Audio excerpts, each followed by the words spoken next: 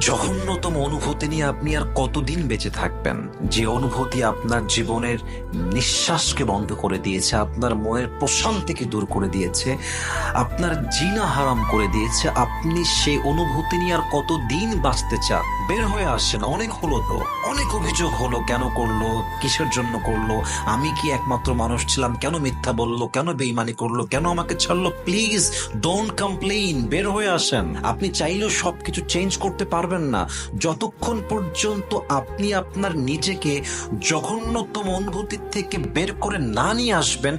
পৃথিবীর কেউ নেই যে আপনাকে বের করে নিয়ে আসবে, আপনাকেই বের হতে হবে। अगर आपको छोड़ना है तो छोड़ दो, अगर आपको कुछ चेंज करना है तो चेंज कर दो, लेकिन इस झूठे एहसास से निकलना जरूर है।